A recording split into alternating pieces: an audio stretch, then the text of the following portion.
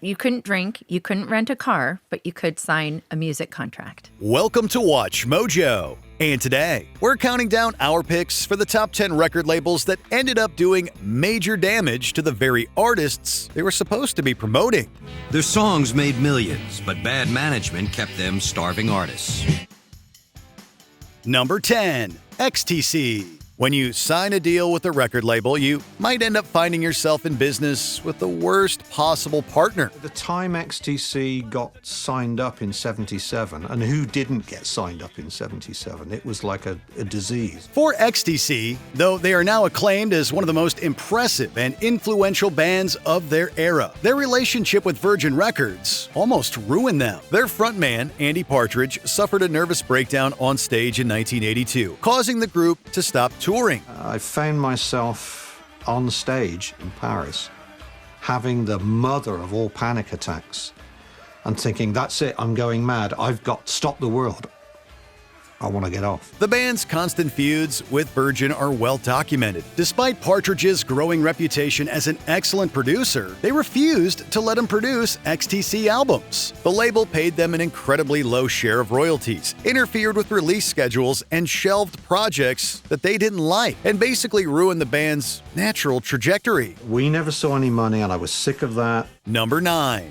JoJo. Momentum is a very precious thing in music, so to see a label impeding an artist's creative direction is a terrible thing. I'd signed to a label when I was 12 years old, and they had run into some issues, and honestly, I became a casualty of their issues. JoJo was a promising singer from the early 2000s who was an unavoidable presence during the release cycles of her first 2 albums. But when her label Blackground Records failed to secure a distribution deal for album number 3, it left her in musical limbo for nearly a decade. JoJo basically couldn't capitalize on her success, unable to break her contract with Blackground. Contractually, I didn't own my own voice that comes out of my own body.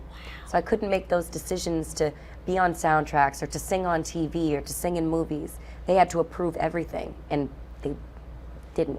Even when she had music ready, she couldn't release it. In other words, her hands were tied. Eventually, she got out of her contract in 2016, but by that time, the hype behind her had almost entirely died. It seems like there's a lot of turmoil in these records, but really, I hope it's more resilience and overcoming. Number 8. The Stone Roses. The Stone Roses are one of the foremost examples of a band who were really let down by a stubborn record label. Having just released one of the most acclaimed debut albums of all time, they had the world at their feet. They was fresh, they was real, and the music that he was doing was just brilliant.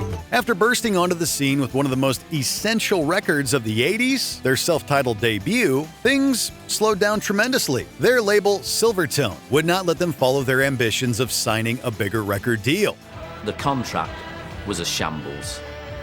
I can't remember the exact words, but it broke every legal convention is the right word, and I knew we could get out of it. I was so confident.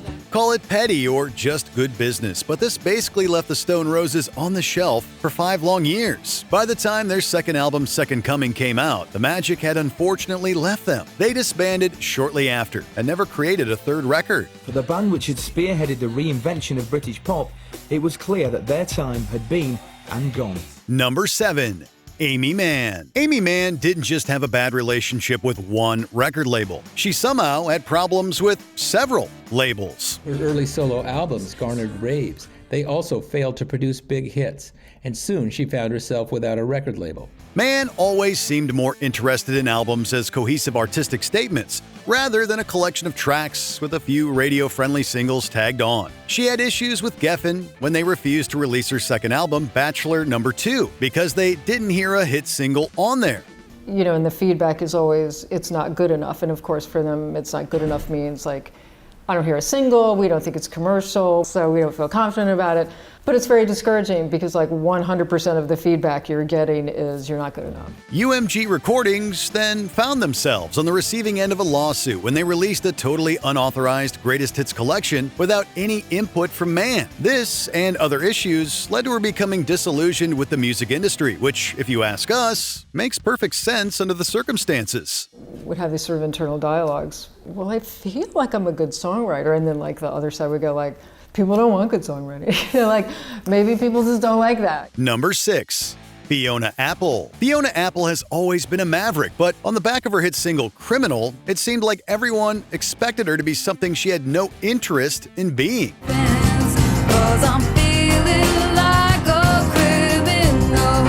When her album Extraordinary Machine was in production, rumors were circling that Apple was locked in disagreements with Sony over its release. It's called Extraordinary Machine because that was kind of like my hopeful pet name for myself. To this day, no one knows for sure what happened, whether it was the executives who blocked it or Fiona herself who wasn't satisfied. Either way, it took Apple several more years until its 2005 release. To this day, she keeps her album release schedules incredibly sporadic, with only 5 albums in total since her 1996 debut. I just wanted to release a record in a time when I thought it would have a chance to be listened to.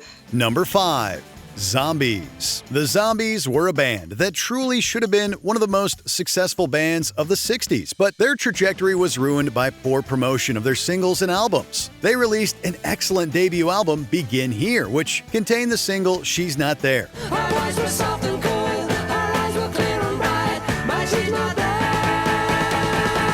Their second album, Odyssey and Oracle, is regarded as a legendary album these days, and lead single Time of the Season is a bona fide classic.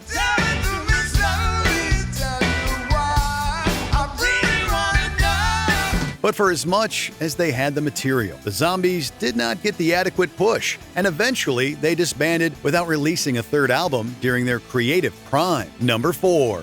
Badfinger. In the long list of problems that Badfinger encountered during their careers, having talent was not one of them. At the dawn of the 1970s, they were poised to be the next big thing. But after signing with Apple Records in 1968, things began to fall apart. First of all, despite their chart success, they got conned into signing contracts that utterly exploited them, leaving them with a very low portion of their royalties. We didn't have fancy cars. We still living in the same friggin' house, for Christ's sakes, you know? And Stan was like the man. He was like taking care of business. So we thought, oops. Their manager, Stan Polly, then single-handedly ruined their next record deal with Warner Brothers due to even more shady business practices, leading to their deal getting terminated. Polly left the band financially crippled, and in 1975, singer Pete Ham took his own life at the age of 27. Bassist Thomas Evans also took his life a few years later. There was so much more to be done with that group, so much further to go. These were kids that were bamboozled.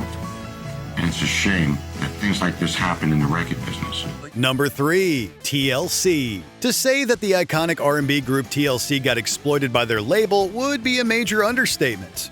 They made music history in songs like Waterfalls, with their socially conscious lyrics and inimitable street style. One of the most lucrative bands of their era. Their multi-million-dollar successes didn't make the members as rich as you might think, despite earning their label an estimated $75 million. Each member reportedly annually took home only $50,000 each. We're so broke, we had to borrow money to go broke. The problem? They signed away all of their rights in a truly terrible business decision. LaFace Records pulled off the heist of the century on TLC, and even though they were a huge success, the trio eventually declared bankruptcy in 1995. We have worked very hard. We have been in this business for 5 years. And we are broke as broke can be. Number 2. Kesha. The ordeal that Kesha was put through during her infamous working relationship with producer Dr. Luke is already among the most infamous exploitation stories of the century. You know, I signed this deal when I was 18. So as like a legal adult, I haven't owned my voice. Right. And it's the only thing I do. Not only was she stuck in contracts that were completely unfair to her as an artist, but she also claimed that she endured emotional and physical abuse at the hands of her producer. It still perplexes me because it kind of makes no sense how the legal system could just like watch this be happening and be like, oh yeah, that's fine. As she tried to distance herself, her label, under the control of Dr. Luke, stopped her from releasing any new music. Thankfully, it appears as though Kesha is finally achieving justice and freedom, given that her lawsuit was settled in 2023. But the ordeal lasted for several years. The most powerful and political thing we can do is to try to love ourselves and love one another. Before we continue, be sure to subscribe to our channel and ring the bell to get notified about our latest videos. You have the option to be notified for occasional videos or all of them. If you're on your phone, make sure you go into your settings and switch on notifications. Number 1. Prince. Anyone who knows anything about Prince will know that he was a guy who wanted to be in total control of every piece of art he created. We had some issues that were basically about ownership of the music and how often I was supposed to record and things like that. But when his label restricted his release schedule due to concerns of oversaturating the market with his music, they well and truly crossed a line. He was so determined to gain his independence that he changed his name to an unpronounceable symbol in order to gain some form of agency over his career. How did the artist formerly known as come about? Well, that came up through people's problem with, mainly the media's problem with not having a pronunciation for the symbol. Whether it was an attempt to exploit a legal loophole or merely a symbolic move, eventually he left Warner Brothers in the year 2000. It was the type of record label relationship that would damage anyone's faith in the industry. I knew I was right. You know, we talked about this in our very first interview and conversation together. It's obvious now that artists are supposed to own their master. Did we miss out on any terrible fallouts between label and artist? Be sure to let us know in the comments below.